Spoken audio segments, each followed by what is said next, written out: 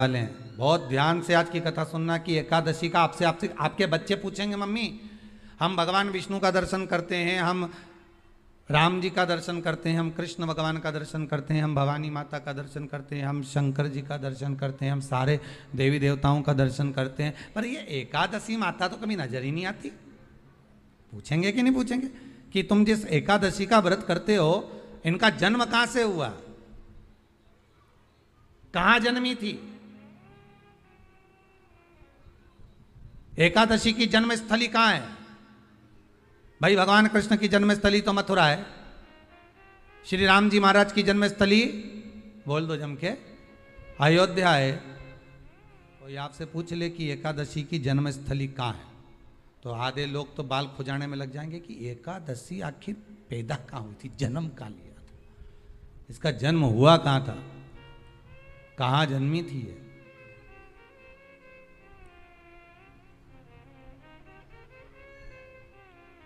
इसका जन्म स्थल है कहां? और अगर मान लो जन्म स्थल एकादशी का है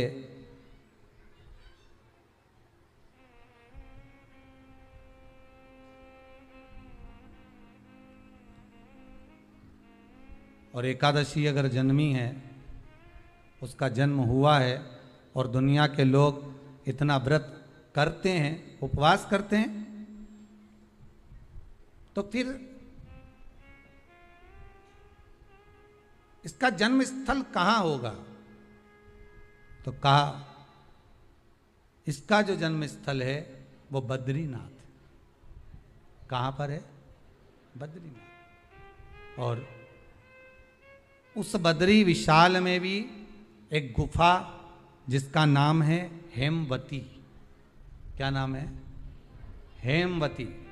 उस गुफा में एकादशी का जन्म स्थल है। बद्री विशाल में हेमवती गुफा प्रवेश जो 12 योजन की गुफा के अंदर, हेमवती के अंदर एकादशी का प्रागट्य हुआ था, एकादशी का जन्म हुआ था।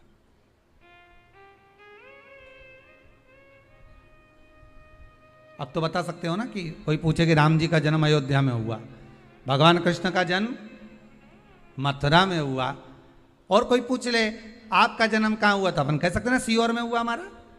और आपसे कोई पूछे कहाँ हुए, तो कहीं इंदौर में हुए, कि देवास में हुए, कि भोपाल में हुए, कि मुंबई में हुए, कि पूना में हुए, आपका तो बता दोगे। पर बच्चे आपसे पूछ ले मम्मी तू इतनी एकादशी का व्रत करती है, एकादशी का तू व्रत करती है और सबको करा देती है कि वल्लभ कुल की एकादशी करो, भले बकरी जैसे चरो पर एकादशी करो, और सबको एकादशी कराया, तो कोई पूछ ले कि एकादशी का जन्म कहां हुआ था, तो आप कह सकते हो कि बद्री विशाल में, बद्री विशाल के हेमवती गुफा के अंदर जो 12 योजन की गुफा है, उस गुफा में एकादशी का जन्म हुआ। कब हुआ?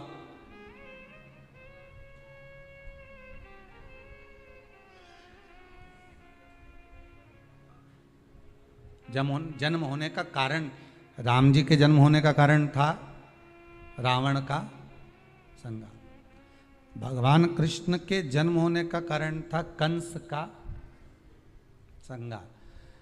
नरसिंह भगवान के जन्म होने का कारण, प्रकट होने का कारण था हिरण्यकशिपु का संहार। वराह भगवान के प्रकट होने का कारण था कि पृथ्वी को जल पर लाकर ठहराना, हिरण्याक्ष का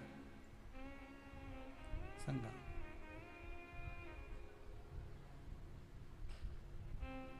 तो फिर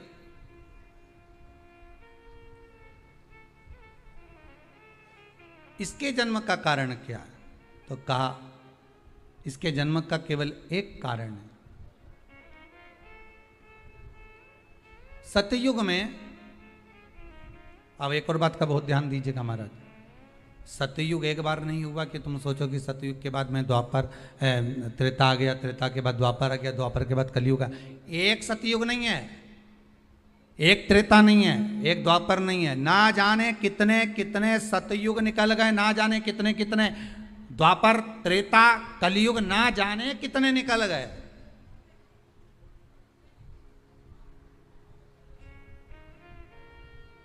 और आप और हम जैसे भी इस पृथ्वी पर ना जाने कितने, अरे जम के तो बोलो, निकल गए।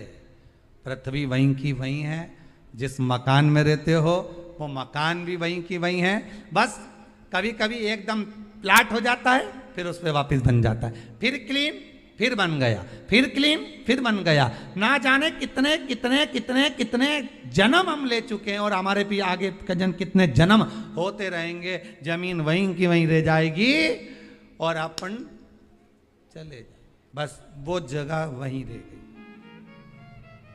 जो पहले परदादाजी की थी, दादाजी को मिल गई, दादाजी की थी, पिताजी को मिल गई, पिताजी की थी, उनके बेटे को मिल गई, उनके बेटे से उनको बेटों को मिल गई। मिलते मिलते मिलते मिलते कब वो जमीन भी बिक गई समय की अवस्था में, फिर दूसरे की हो गई, और हम सोच कर रह गए कि ये हमारा है, हम इसके लिए लड़ाई करें, झगड़ा करें, हम केवल इस जमीन के लिए, जरा सी प्रॉपर्टी के लिए अदालत में खड़े, अपना समय बर्बाद कर दिया, और जो पाना था वो छोड़ दिया।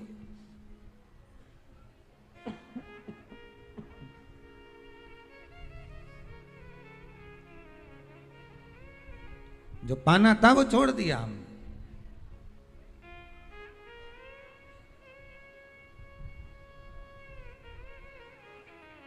असली रजिस्ट्री तो ये शिव महापुराण की कथा है, जिसमें बैठकर आप 3 घंटा भगवान की भक्ति को जो धारण कर रहे हो, 3 घंटा जो भगवान की कथा को आप श्रवण कर रहे हो, 3 घंटा जो भगवान की भक्ति में आप डूबे हुए हो, 3 घंटा जो भगवत स्मरण में काम आने वाली है, इसके सिवाय कुछ काम नहीं आएगा। धन दौलत माल खजाना सब पड़ा की पड़ा रह जाना,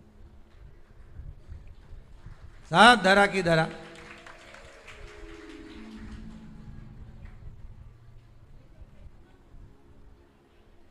रह गया। वो एक लाइन आप लोग स्मरण करते होंगे, सज धज के जिस दिन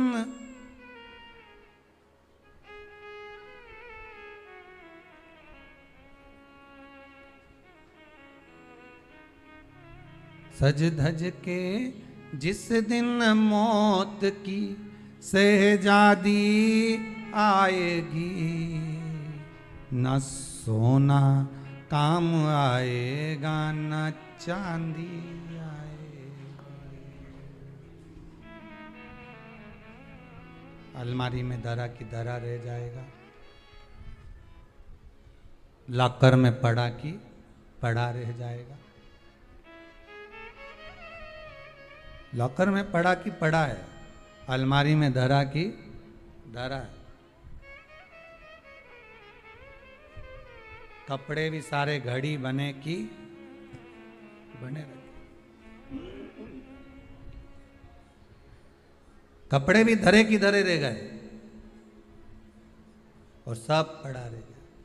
कि छोटा सा तू कितने बड़े अरमान हैं तेरे, मट्टी का तो सोने जैसे मान है तेरे।